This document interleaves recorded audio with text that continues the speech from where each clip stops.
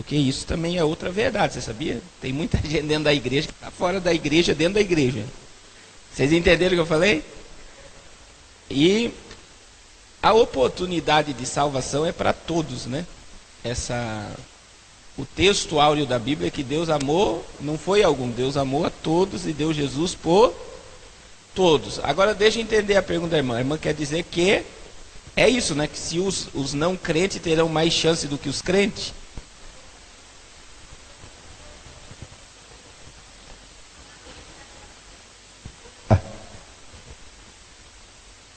Obrigada. Ele ficou um tempo, né, nos caminhos do Senhor e se desviou. E no mundo aí fora ele caiu no mundo. Só que um acidente trágico, hoje em dia é comum isso, ele veio a morrer.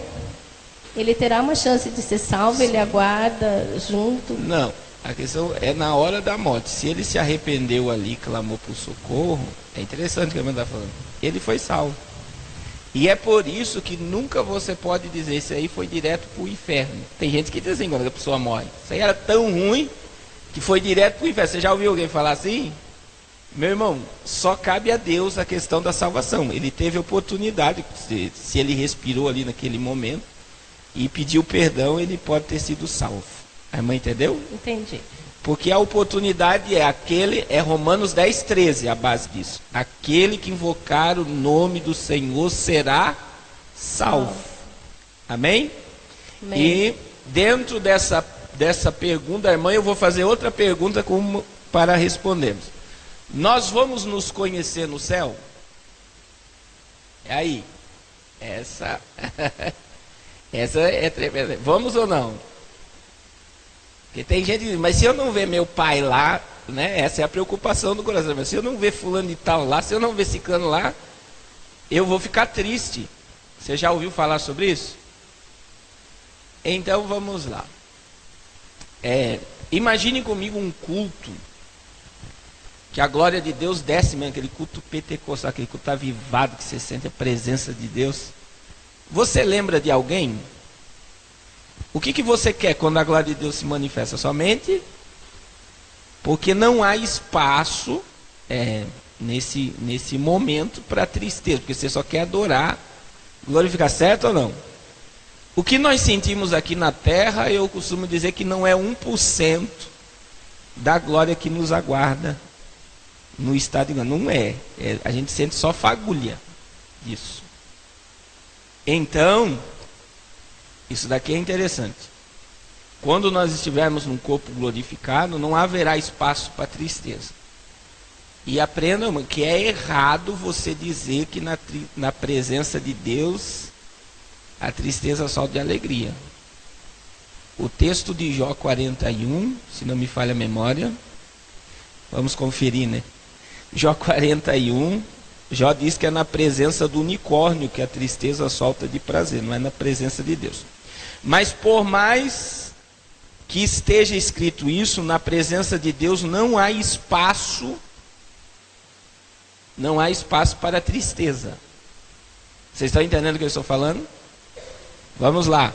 Vamos achar o Jó 41. O senhor quer falar alguma coisa, pastor? Eu achei assim, a pergunta da irmã talvez tenha gerado um pouco de dúvida também em relação a alguns irmãos. Porque deu a entender também assim, se a pessoa, é mais fácil então para aquele que não crê ser salvo do que para aquele que está dentro da igreja. Mas Jesus, no texto áureo da Bíblia, que é João 3,16, ele diz, né? Porque o texto está dizendo lá, porque Deus amou o mundo de tal maneira que deu o seu Filho unigênito para que todo aquele nele crê não pereça, mas tenha vida eterna. Porém, no 18 ele já diz assim, quem crê nele não é condenado, mas quem não crê já está condenado. Por isso também corrobora o texto de Romanos, todo aquele que invocar o nome do Senhor será salvo. Se invocou porque creu. É porque crê, essa é a visão, né? Tito 2,11 também diz, Jó 41:22, no seu pescoço pôs a força e perante ele até a tristeza salta de prazer. Não é na presença de Deus que a tristeza salta de prazer. Aprendeu? Talvez você não sabia. É porque é costume, né? Todo pregador fala, da presença de Deus, a tristeza solta de prazer. Então, por mais que não seja na presença de Deus que a tristeza solta de prazer, não há espaço para tristeza na presença de Deus. Vocês estão entendendo o que eu estou falando? Então nós temos que entender que lá no céu nós vamos nos reconhecer. Daí base bíblica, porque a gente tem que ter base bíblica para isso. É Mateus 17, o Monte da Transfiguração. Jesus chamou Pedro, Tiago e João e ele transfigurou-se. Veja bem, a veste de Cristo, ele resplandeceu e ele conversou com quem no Monte da Transfiguração? Moisés e Elias. Moisés e Elias. E veja que Pedro reconheceu Moisés e Elias. Porque Pedro disse, bom é estarmos aqui, façamos um tabernáculo para o Senhor, um para Moisés e um para Elias. O que Pedro queria, meu irmão? Permanecer ali, porque o lugar estava tremendo. Imagine você vendo Jesus se transfigurar e conversar com Moisés e Elias. E é em Mateus 17 que Moisés conheceu a terra prometida. Ele entrou na terra prometida em Mateus 17. Ele morre vendo a terra e não entra. E passado um tempo, ele vai na terra para conversar com Cristo, meu irmão. Isso é tremendo, não é? E houve então um reconhecimento ali da pessoa de Moisés, de Elias e de Cristo. E Pedro reconheceu.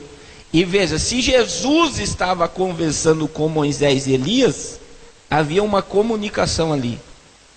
Isso é tremendo ou não é? Aí existe outra questão aqui, baseado nisso aqui. Haverá salvação na grande tribulação? Sim ou não?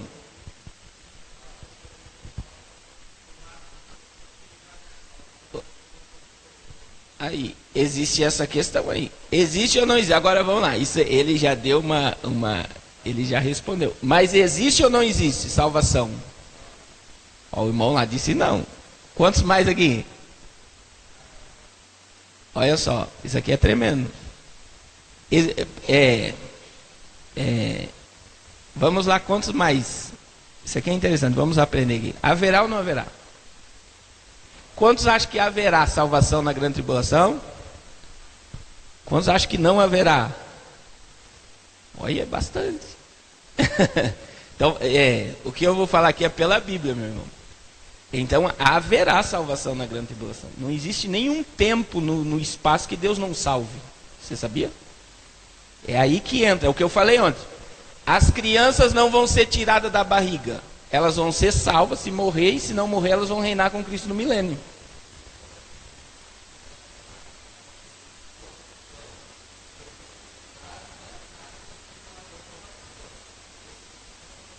Não tem direito, claro que tem. Os únicos que não terão direito é que aceitar o sinal da besta. A marca da besta. Então, se eles se corromper a aceitar o sinal da besta, eles perdem a salvação. Por que haverá, meu irmão? Eu tenho uma dúvida. Pode fazer. A igreja sobe, correto? Sim. Quem passa pela tribulação e recebe a salvação? Ele entra na Nova Jerusalém ou ele passa para o milênio e vive só na terra? Ele passa pelo milênio. Olha só, se morrer no milênio, vai ressuscitar no trono branco. Se morre na tribulação, ele passa para o milênio e vive só na terra? Ou ele tem direito a entrar em Jerusalém? Ele não entrará. Eu vou chegar lá. Essa pergunta foi boa, né? Quem é morto na tribulação não entra, não recebe galardão e não entra nas bodas do Cordeiro. Não entra. Não, ele vai ficar debaixo do trono. Eu vou explicar isso aqui, a gente vai chegar lá. Foi boa essa pergunta, é interessante. Por que eu já sabia? Eu fiz essa afirmação, essa pergunta, justamente porque a igreja precisa saber que esse é um tempo que ela tem uma coisa a mais. Que coisa a mais? Que ela vai subir. E vai ser galardoada e vai participar das bodas do Cordeiro. E vai participar lá na Nova Jerusalém e vai poder ter acesso aqui na terra. Mas aqueles que passar pela salvação, aqui na tribulação, entrará no milênio sem poder entrar na Nova Jerusalém. Então nós vamos pegar 3 bases aqui para a salvação na tribulação. Primeiro, se você estiver anotando, Eu não vou ler os textos, porque eu só estou fazendo uma abertura, e sobre o que eu vou falar aqui hoje tem a ver com o que a gente está falando aqui. Apocalipse 7, a Bíblia fala sobre os 144 mil judeus que pregarão na tribulação. Então, por que eles pregarão se não haveria salvação? Quem são os 144 mil? Os testemunhos de Jeová dizem que são os que serão arrebatados, né? Imagine, meu irmão, 7 bilhões de pessoas e só 144 mil ser arrebatados. Os 144 mil são 12 mil judeus de cada tribo de Israel que se converterão, olha só, e pregarão a palavra na tribulação. Pregarão. O ápice da mensagem deles é o Armagedon, que Israel se converterá pela mensagem dos 144 mil e receberão Cristo como Messias. Segunda base, Apocalipse 11, as duas testemunhas, e isso entra aqui também. Descerá do céu à terra duas testemunhas que pregarão por 1260 dias. Quem são as duas testemunhas? Quem são as duas testemunhas? Tem muita gente que diz que é Enoque e Elias. E aí entra a questão de Moisés e Elias. Então vamos lá. Veja o que a Bíblia diz. Depois você estude Apocalipse 11 em casa, porque vai estar escrito o que eu vou falar aqui. Um vai ter poder de trazer pragas sobre a terra, e outro de fechar o céu para não chover e trazer fogo sobre a terra. Quem é que trouxe pragas sobre a terra? Quem é que fez fogo descer do céu? Então veja bem, é Moisés e Elias. Por que as pessoas dizem que Enoque e Elias? Porque Enoque não morreu. E Elias não morreu. Eles foram transladados, foram levados ao céu vivos. E Moisés morreu. Só que existe o mistério de Moisés, meu irmão. Sabe qual é o mistério de Moisés? É Judas versículo 9. Judas versículo 9 é importante nós lermos. Olha o que diz lá Judas 9. Olha quem desceu do céu para pegar o corpo de Moisés, meu irmão. Porque o diabo contendeu com Miguel por causa do corpo de Moisés. Eles queriam o corpo de Moisés. Judas versículo 9. Se alguém achar, pode ler para mim. Judas é antes do Apocalipse. Versículo 9. Quem achar pode ler.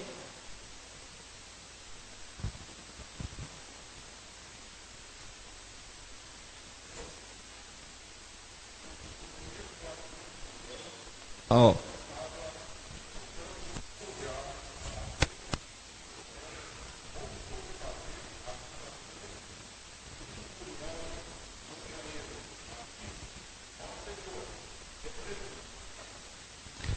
Olha só. O que Miguel não quis contender com o diabo? Falou: o Senhor te repreenda, né? E ele pegou o corpo de Moisés e levou. O corpo de Moisés não está na terra. Olha que mistério, meu irmão. Então existe o corpo de Enoque, que não está na terra. O corpo de Elias, que não está na terra. O corpo de Moisés não está na terra. E o corpo de Cristo não está na terra. São os únicos corpos que não estão na terra. Agora, por que é Moisés e Elias? Por causa do texto de Mateus 17. Quem é que veio conversar com Jesus, meu irmão? Moisés e Elias. Então veja, esses são as duas testemunhas que pregarão na tribulação. E olha o que vai acontecer. O índice de pecado na tribulação vai ser tão grande, meu irmão, que eles vão morrer. O diabo vai matar, né? O sistema da besta vai matar as testemunhas em Jerusalém. E por 3 dias e meio o mundo todo vai focar nas testemunhas. Então a mídia mundial, imagine Facebook, Instagram, todos postando a foto das testemunhas mortas. Quando as testemunhas morrer, a Bíblia diz aí, em Apocalipse 11, que as pessoas irão presentear-se umas outras e vão fazer banquetes e festa. Sabe por que a Bíblia está dizendo aí? Porque as pessoas vão se alegrar, porque não estarão mais ouvindo a verdade pela boca das testemunhas. Você sabia que esse sistema já existe hoje, né? Se o pregador prega a verdade no culto, tem gente que fecha a cara e quer ir embora do culto. Eu tenho muita experiência nisso. Só de pedir para abrir a Bíblia no Apocalipse, eu já vi famílias inteiras sair de dentro de templo, meu irmão. Porque as pessoas não querem mais ser confrontadas. E aqui as duas testemunhas vão apavorar a terra, meu irmão. Imagine, eles trarão pragas, farão o céu cerrar, farão fogo descer, e eles atormentarão a terra pregando que o juízo de Deus irá aumentar. Aí Apocalipse 14, Apocalipse capítulo 14, versículo 6 a seguir, a Bíblia fala sobre os anjos com o evangelho eterno, pregando o evangelho. Então veja, tem os 144 mil, tem as duas testemunhas e tem os anjos que pregarão. E muita gente se salvará no juízo. Agora, para onde vai essas almas? Alguém leia para mim Apocalipse 6, versículo 9 e 10. Olha onde vai estar. Os mártires de Apocalipse 6, 9 e 10 não são os mártires de toda a história da igreja. O mártir do Apocalipse 6, 9 e 10 é os mártires que já morreram na grande tribulação, na tribulação e na grande tribulação. E olha onde vai estar os mártires. Alguém leia para mim Apocalipse 6, 9 e 10. Quem achar pode ler.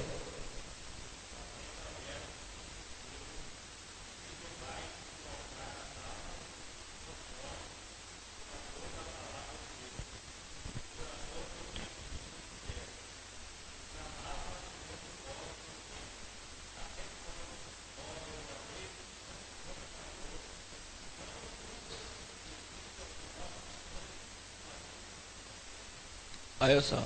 Eles estarão aonde? Debaixo do trono. A igreja aqui, meu irmão, estará na boda do Cordeiro. Vocês estão entendendo o privilégio da igreja? É isso que o pastor está falando aqui. A igreja vai ser galardoada. 2 Coríntios 5:10, Apocalipse 22:12, né? Eis que cedo vem e o meu galardão está comigo, para dar a cada um segundo as suas obras. E os que morrerem na tribulação serão mártires. Agora, meu irmão, você sabe o que é um mártir? Eu preguei em Jacinto Machado, eu acredito que é perto aqui, né? Porque Jacinto é divisa do Rio Grande com... Tem um trabalho de missão em Jacinto Machado. O pastor lá sustenta missionários em Cuba. Você sabia que em Cuba tem pastores que até hoje não nasceu unha, porque as unhas foram arrancadas com alicate, quando Fidel Castro implantou o comunismo. Até hoje existem pastores em Havana que não tem olho, que foi arrancado com um gancho, os olhos. E tem pastores lá que viram a família inteira, meu irmão, ser levada para um paredão, e os soldados dizendo: negue Jesus, senão teu filho morre.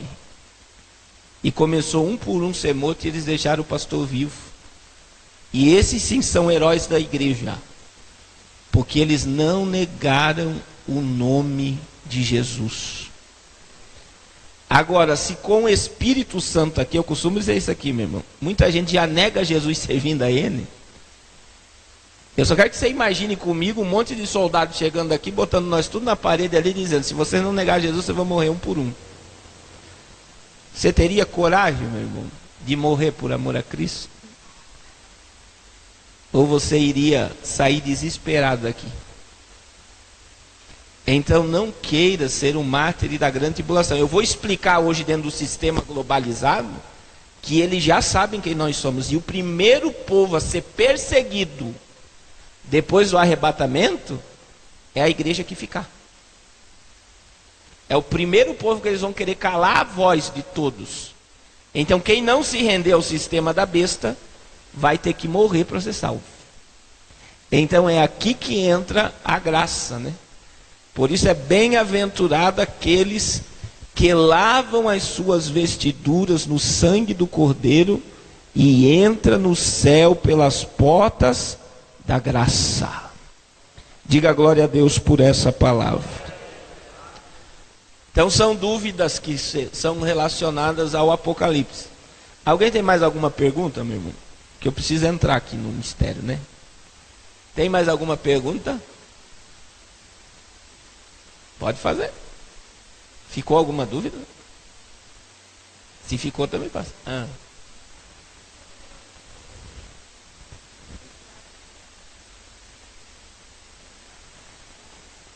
Eu vou explicar isso hoje, mano. Essa questão hoje já está vindo, né? A questão dessa numeração. Eu vou explicar certinho como é que funciona hoje. Mas o sistema já está montado, mas é o protótipo. Tudo que você está vendo é um protótipo do que será o sistema da besta. Mas já nos mostra como será. Amém? Meus irmãos, alguém mais tem uma pergunta? E depois, na segunda volta, eu vou, talvez vai surgir dúvidas, né? Aí você faz. Mas não vai embora com dúvida, meu irmão. Limpa teu coração. Porque a pior coisa é você aprender algo e ficar com dúvida, aquilo na tua cabeça martelando, né? Então libere as dúvidas para a gente aprender juntos a palavra de Deus. Eu estava esses dias, quando se estuda o Apocalipse, nós aprendemos que nós vamos reinar com Cristo eternamente. E quando se fala de Nova Jerusalém após o trono branco, a Bíblia diz que as portas da Nova Jerusalém ficarão abertas no espaço. Por que as portas da cidade estarão abertas no espaço? Aí é só. Você já parou para imaginar isso? Aí eu fui estudar sobre a questão do sistema, né, chamado universo. E eu fiquei aí deslumbrado com algumas coisas que eu aprendi. Primeiro, você sabia que existe mais estrela no céu do que areia na praia? Só para você ter noção do tamanho do universo. Existem mais estrelas no céu do que areia na praia. É pequeno o universo ou é grande demais? E se você pegar um vídeo, eu até falei com o irmão, esqueci de pegar esse vídeo. Se você pegar o vídeo, quem ficar com material didático, amanhã eu vou baixar e vou colocar no material didático para vocês verem esse vídeo. O vídeo é o vídeo do universo. Aí ele começa no nosso sistema, né? Aí você vai ver Júpiter, vai ver Marte, daí começa a subir assim, ó. Daqui a pouco você vai ver que o planeta Terra vira um pontinho. É como que se fosse um grão de areia no meio do espaço. Olha o tamanho do universo. E ainda a gente pensa que é alguma coisa, né, meu irmão? Não é nada. E aqui entra uma questão muito interessante. Quando você estuda sobre Deus e Cristo, você sabia que Deus, o Deus Criador, só se aproximou uma vez da terra? Só uma vez. Cristo é Deus e Cristo encarnou. Para nós entendermos Deus. Deus só se aproximou uma vez da terra. Com a população de Israel já estabelecida. Se você estiver anotando, anote e estude depois. Que eu não quero me deter aqui. Êxodo capítulo 19. Êxodo capítulo 19 não é uma teofania. O que é uma teofania? Teofania é uma aparição de Cristo no Antigo Testamento. É o anjo do Senhor, né? É o anjo que Josué viu em Josué 5,14, o príncipe dos exércitos celestiais. É o anjo que Jacó lutou. Isso é teofania. É Cristo em forma angelical ou forma humana no Antigo Testamento. Agora, Êxodo 19, meu irmão, eu estou falando da dimensão do universo, para você entender o que eu vou falar aqui. Êxodo capítulo 19, Deus mandou o povo se santificar porque ele ia falar com o povo. Olha que coisa interessante. Aí Deus falou com o povo: 3 dias ninguém se deitará homem com mulher. Vocês vão lavar as vossas vestes, vão se santificar e vão vir para perto do monte Sinai. Agora olha o que Deus vai falar com Moisés. Eu não quero nem animal em cima do monte. Não é para ter nem animal, meu irmão. Porque se o animal se aproximasse do monte, ia ser fulminado com a presença de Deus. Aí o povo se santifica e fica perto do monte. E Deus desce e começa a falar com Moisés, meu irmão. Você sabe que o povo ficou apavorado? Porque Deus só se aproximou um pouquinho da terra, meu irmão. Foi só uma aproximaçãozinha da terra. De repente o povo começou a clamar. Moisés desce um monte e o povo chega para Moisés e diz: Moisés, fala tu conosco e não Deus, porque senão nós vamos perecer. O povo não suportou ouvir Deus, meu irmão, a voz de Deus. Isso é interessante ou não é? Porque se Deus se aproximar mesmo com força da terra, nós somos consumidos. Você já parou para imaginar isso, meu irmão? O tamanho de grau de santidade, de perfeição e poder, se ele se aproxima e passa, nós somos consumidos, não suportamos a glória. E aí vem a encarnação de Cristo. A encarnação de Cristo, meu irmão, para salvar o homem, ela é tremenda. Imagine comigo um homem jogando, trabalhando num campo de golfe. E de repente esse homem encontra um formigueiro no meio do campo de golfe, catando bolinha. Ele está lá, o homem trabalha catando bolinha no campo de golfe. E ele acha um formigueiro no campo de golfe. E ele fica olhando para o formigueiro e diz assim: eu vou salvar esses formigas. Aí ele pega e fala assim: se eu gritar aqui de cima, as formigas não vão entender minha voz. Era a mesma coisa que se Deus falasse lá do céu. Ninguém entenderia, fugiria, se esconderia, porque era uma voz muito forte. Aí ele chega a uma conclusão: se eu tirar um pouco de formiga daqui, elas vão voltar para cá, porque elas não vão entender o que eu estou fazendo. Aí o camarada tem uma ideia: eu só conseguiria salvar essas formigas se eu me transformasse numa formiga e gritasse no meio do formigueiro: saiam daqui que vocês estão correndo perigo.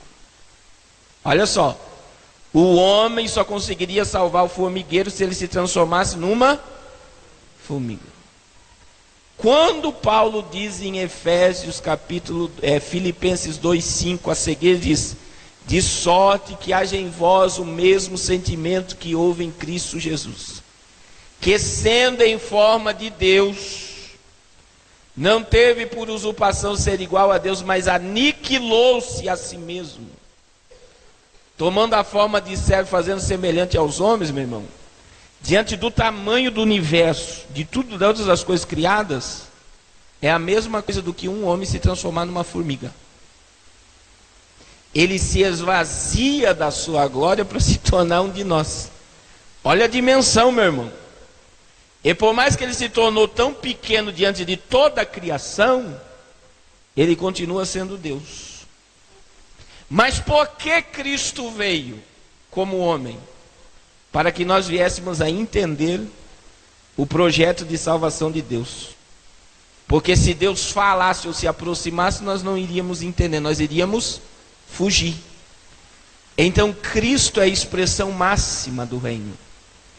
Agora alguém leia para mim Colossenses capítulo 1, verso 16. Olha só que coisa tremenda, meu irmão. Quem achar pode ler.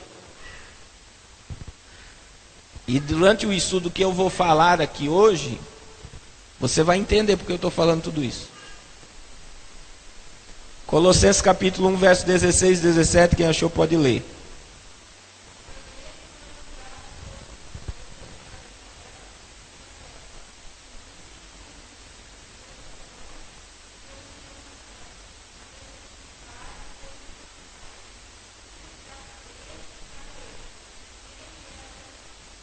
De tudo. Vocês entenderam isso aí? Ele criou todas as coisas que há. Olha só, presta atenção nessa expressão, que é a mesma expressão de Gênesis capítulo 1, versículo 1. Todas as coisas que há nos céus, está no plural os céus. Eu estou falando aqui porque a Nova Jerusalém vai ficar com as portas abertas, meu irmão. E na terra, todas as vezes que a Bíblia vai falar, Gênesis 1 diz lá: no princípio criou Deus o quê? Os céus, está no plural. E há, meu irmão, a nossa mente é muito pequena para entrar nessa dimensão aqui. Mas nós podemos imaginar a dimensão de todos os céus criados por Deus. E todos os céus criados por Deus existem tronos. E existem anjos que regem a adoração a Deus. E nós teremos acesso a todos esses lugares num corpo glorificado. Você já parou para imaginar isso? Agora, o que eu vou falar aqui é tremendo. Só existe 2 lugares em todo o universo que Deus não governa na sua plenitude. Que é no inferno por causa do diabo e na terra por causa do homem e do diabo. E aí está o duelo em que muita gente não entende. Você já parou para imaginar? Deus governa sobre todo esse universo. Ele tem tronos, tem principados, tem dominações. Cristo criou todas as coisas visíveis que você está vendo e invisíveis. E o invisível é muito maior do que o visível. E sobre tudo ele governa. Agora na terra e no inferno, Deus não governa na sua plenitude. Por causa do diabo e do homem. Agora quando Deus criou o homem, meu irmão, é aqui que está o X da questão. Deus criou o homem para a eternidade, como eu falei antes. Mas Deus não criou robô. Deus criou seres livres. E Deus dá oportunidade a todos, como eu falei ontem, de salvação. Agora, está no coração do homem querer estar com ele por toda a eternidade, ou longe dele por toda a eternidade. E aqui, eu tenho que entender que no estado de glória, meu irmão, com o corpo glorificado, existem coisas que me aguardam na eternidade que eu jamais imaginaria ver. E eu poderia usar até o texto de Paulo, né? Aquilo que o olho não viu, que o ouvido não ouviu e não desceu ao coração do homem. Então Paulo nos ensina o quê? Que nós não temos noção nenhuma do que nos aguarda lá na glória. Nós só podemos imaginar, meu irmão. Mas uma coisa eu quero te dizer: não abra mão da tua salvação por nada, porque o que te aguarda é tremendo. Então, por toda essa grandeza de Deus, por toda essa manifestação do poder de Deus, nós devemos dar a Ele toda a glória, toda a honra, todo o louvor, porque por Cristo, por Ele, para Ele, são todas as coisas. E a Ele seja dada glória. Diga glória a Ele. Então você entendeu o que eu falei sobre a nossa pequenez diante das coisas criadas? E como nós somos privilegiados porque Deus nos deu o privilégio de sermos salvos, de estarmos ao lado dele e de desfrutarmos de coisas que nunca desfrutamos nesse corpo terreno. Então, por isso, meu irmão, é tempo de se aproximar do Senhor. E essas coisas que eu estou falando aqui vão se encaixando até o final dessa mensagem agora. Ontem eu expliquei que o anticristo é esse cavaleiro do cavalo branco de Apocalipse 6. Ele está com um arco na mão, não tem a flecha. Quantas pessoas aqui não estavam ontem? Levanta a mão. Ó, tem bastante gente.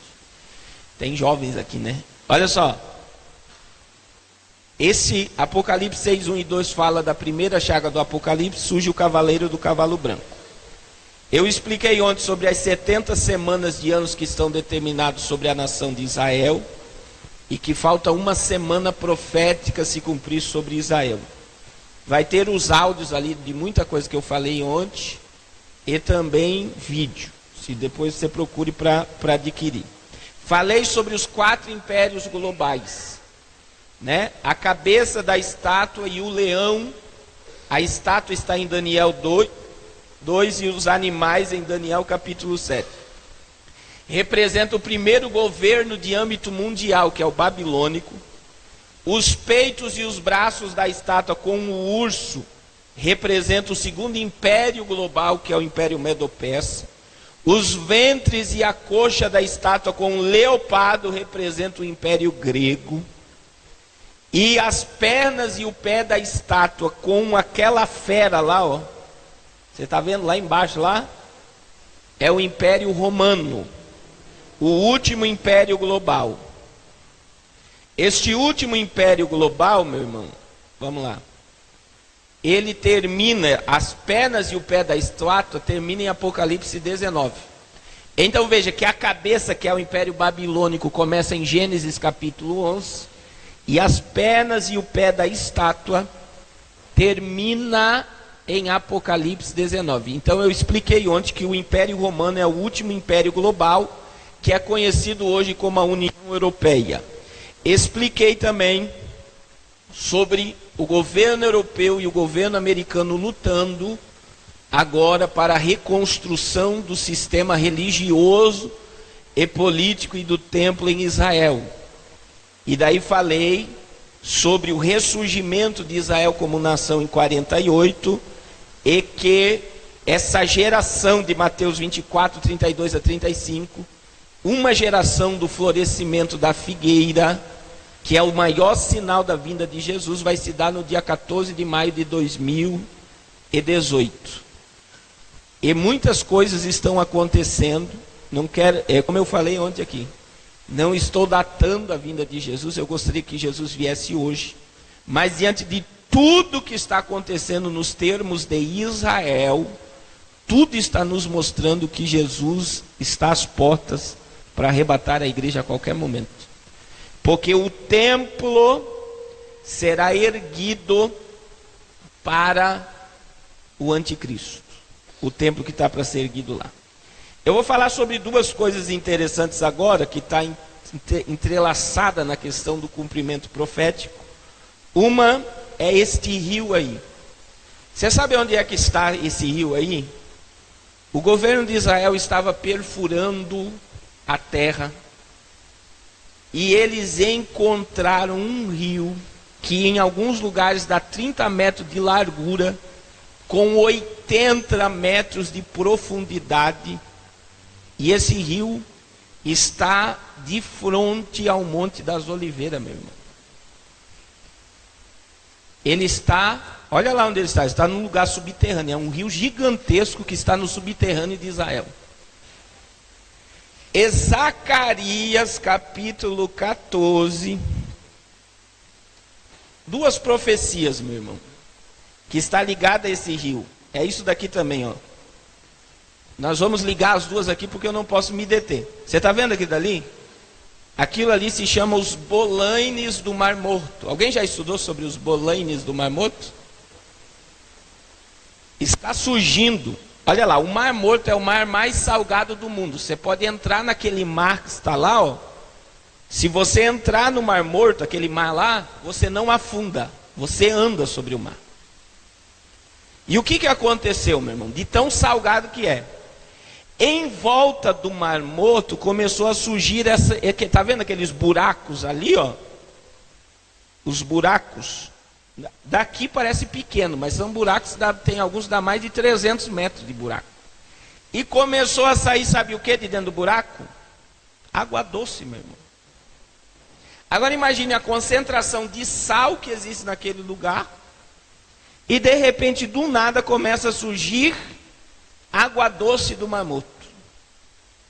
Aí o governo de Israel ficou preocupado com esses blocos aí. Eles chegaram, meu irmão, a fechar alguns buracos com pedra. E quando eles começaram a fechar com pedra, depois de estudo sobre isso, começou a descer água doce dos montes para dentro do Mar Morto. As montanhas, do nada, começou a jorrar água doce para dentro da montanha, para dentro do Mar Morto.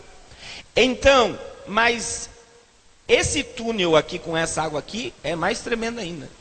Porque tanto os bolanes do Mar Morto como esse rio que se achou de frente do Monte das Oliveiras em Israel, está ligado à profecia de Ezequiel capítulo 47 e Zacarias 14:6. Veja que os dois rios, Ezequiel 47, Ezequiel viu um rio que saía de frente do templo, e este rio ia para o lado do oriente do Mar Morto.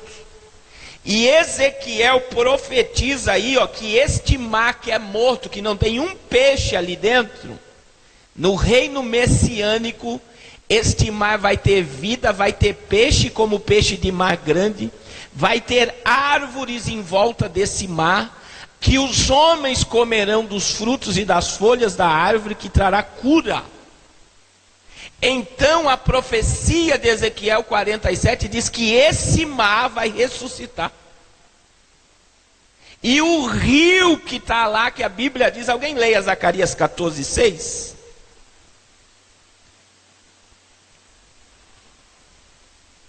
O rio que está lá, meu irmão,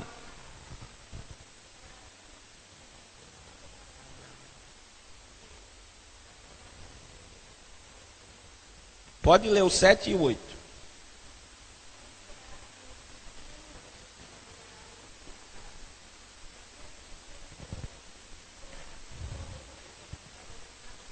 Olha só, peraí, olha só. Vai sair de Jerusalém águas vivas, para onde vai sair as águas vivas? Mar Oriental. O Mar Oriental é o Mar Morto, meu irmão. E o rio já está lá. Olha só que coisa tremenda. E se você ler Zacarias 14, você vai ver que o monte vai se fender. E já acharam rachadura no Monte da Oliveira, meu irmão. No Monte das Oliveiras. Como que se ele vai se fender. Vai surgir rios em Jerusalém. O rio já está aqui, ó. Isso daqui é maior do que os Bolênios, porque a água já está se transformando doce em volta do Mar Morto, diante dos nossos olhos, meu irmão. E essas duas profecias é para o reino milenial de Cristo. Já surgiu água doce lá. Você está entendendo o que eu estou falando? Isso aqui é forte ou não é, meu irmão? É muito forte, meu irmão. Porque não tinha lógica humana e científica para esse mar ressuscitar. E o mais incrível, se você estudar sobre isso, você vai ver. Quando o governo de Israel colocou pedras nesses buracos, águas começaram a sair das montanhas do nada e invadir o mar.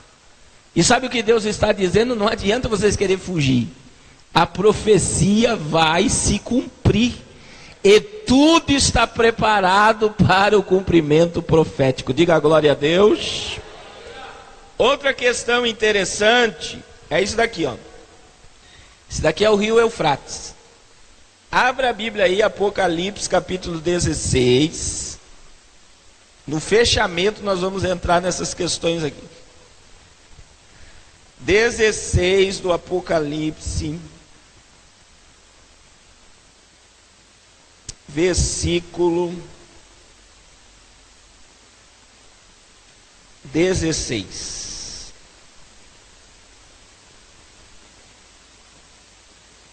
Vamos lá. Versículo de número 12. E depois o verso de número 16. 12 e 16. Quem achar pode ler.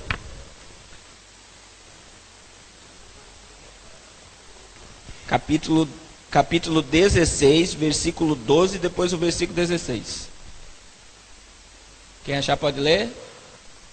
Ninguém quer ler? 12.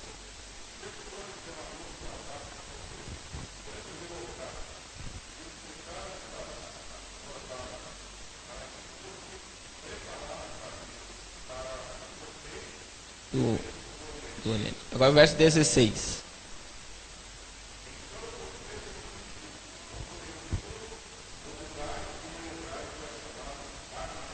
Armagedon.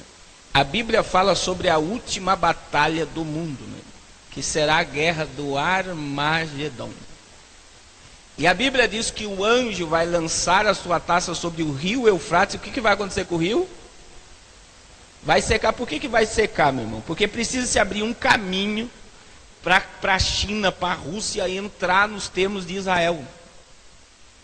E olha o que está acontecendo. Aquele ali é o rio Eufrates, meu irmão. Tudo que você está vendo de terra seca ali era mar.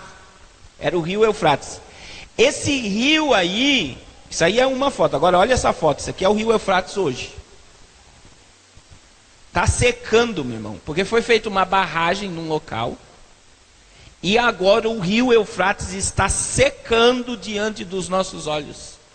Porque está se preparando um caminho para a guerra do Armagedon.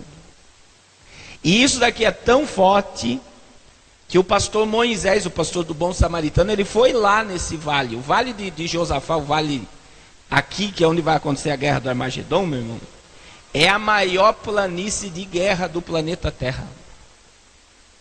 E Israel, só para você ter ideia, já tem 2 caças que ficam voando sobre esse lugar.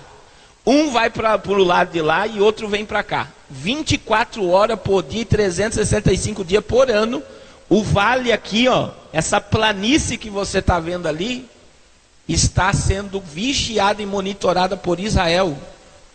Porque Israel sabe que vai acontecer a batalha do Armagedon.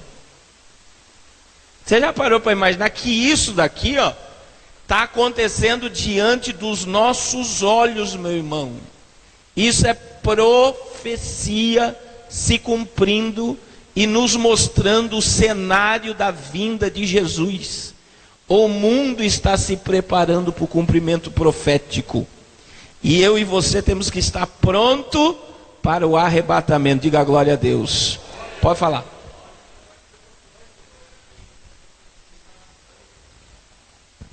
Ele surgiu nas margens do Rio Eufrates, que poderia ser o Estado Islâmico que tem algumas armas muito poderosas que estão esperando o momento para atacar Israel. Também isso é interessante, essa questão do surgimento do Estado Islâmico foi toda em volta do Rio Eufrates, e a questão surgiu ali, e o Estado Islâmico, os terroristas do Estado Islâmico estão se espalhando pelo mundo para trazer terror sobre a terra.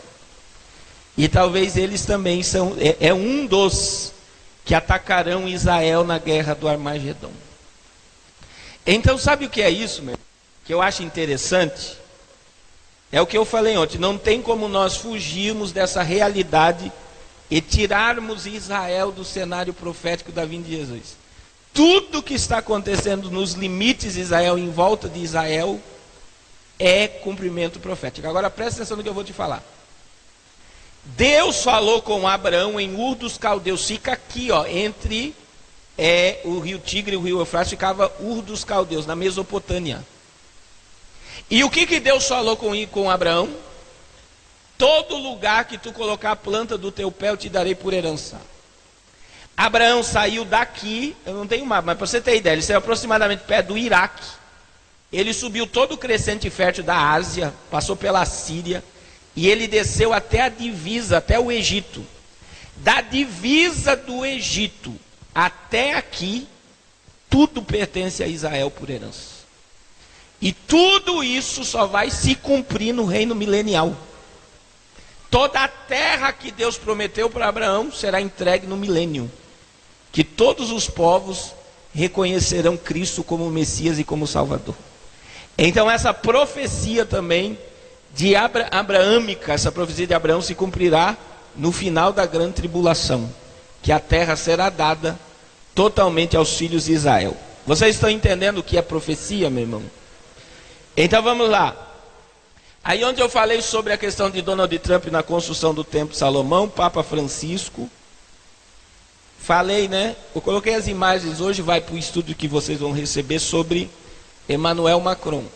Uma coisa que eu não falei sobre Emmanuel Macron, que muitos estão dizendo que ele é o anticristo, por ele ser um príncipe de Andorra, como está em Daniel 9:26, por ele ser um líder globalista, tudo que ele coloca a mão vira ouro, ser presidente da 5ª maior economia do mundo, se intitular um Deus, ganhou para presidente da França com 66,6% de voto 666.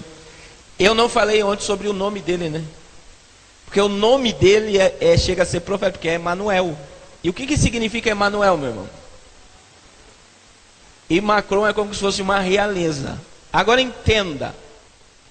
Ele é filho de uma menina que gerou ele com 16 anos de idade. E ele é príncipe de Andorra. E nos bastidores, a mídia mundial, se você for buscar sobre ele, você vai descobrir que ele é homossexual. A mulher que ele é casado é 20 anos mais velha que ele. Diz que é um casamento de fachada, onde ele oculta sua homossexualidade. E muitos estudiosos atribuem ao anticristo como um ser, um homem homossexual. E essas coisas são muito fortes, meu irmão.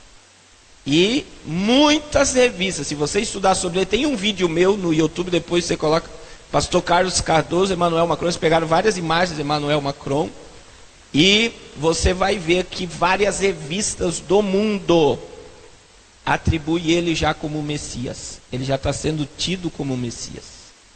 Então poder afirmar não podemos, mas pelo relacionamento que a sua mãe teve, é como se fosse algo que ela não desejasse dentro da história, é como que se surgisse aqui esse líder para governar o mundo. E o líder que vai governar o mundo surge do Império Romano. Repita comigo, Império Romano.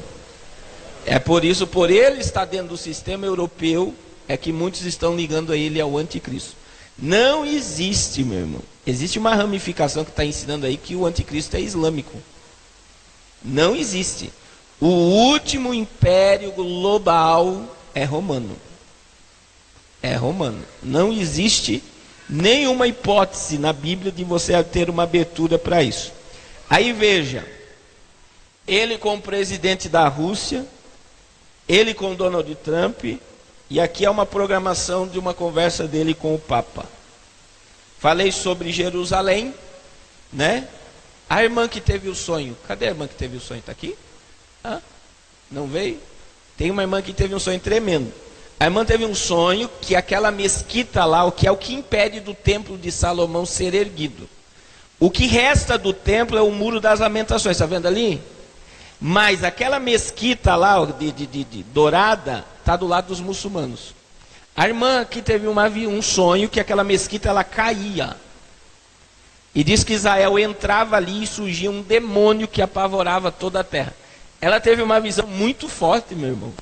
Porque é o que vai acontecer. Quando aquela mesquita cair, Israel vai entrar ali e vai erguer o templo para o anticristo. E o templo que será erguido será para o anticristo. Daniel 9:27, o anticristo vai profanar esse lugar. E 2 Tessalonicenses 2:4, a Bíblia diz que ele vai se sentar no templo aí, ó. E vai ser adorado como um Deus de dentro de Jerusalém. Então, o Messias que os judeus estão à expectativa é o anticristo. E para ele se manifestar, eu vou repetir o que eu falei ontem. É necessário a igreja ser arrebatada. 2 Tessalonicenses 2:7. Existe um que agora o resiste, o iníquo, até que do meio seja tirado. Então, a igreja é arrebatada e o anticristo se manifesta para governar o mundo. Porque enquanto a igreja de Cristo estiver aqui, meu irmão, o governo de Deus está estabelecido. Eu vou abrir um parênteses aqui. Presta atenção. A palavra igreja, meu irmão, não é uma palavra religiosa. Você sabia disso? Não tem nada a ver com religião e igreja. Então, quando Herodes conquistou o Império Grego, na Grécia existia a igreja, que se chama eclésia. O que era a eclésia? A eclésia da Grécia eram os senadores e os líderes que governavam a Grécia. Herodes pegou e trouxe o sistema para o sistema romano. Então Herodes criou uma eclésia, senadores e líderes que governavam com ele. Em Mateus 16, Jesus disse o quê? Quem os homens dizem que eu sou? Aí uns disseram o quê? Uns dizem que tu é Elias, outros dizem que tu és um profeta. E o que Pedro disse? Tu és o quê? O Cristo. Cristo é rei ungido. Pedro reconhece o reino messiânico, o reino de Cristo. Aí Jesus diz sobre esta palavra, Pedro, que tu liberou agora. Tu és um pedregulho, tu é fagulha de pedra.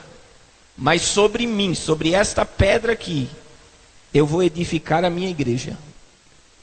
E as portas do inferno não prevalecerão contra ela. Você sabe o que Jesus estava dizendo?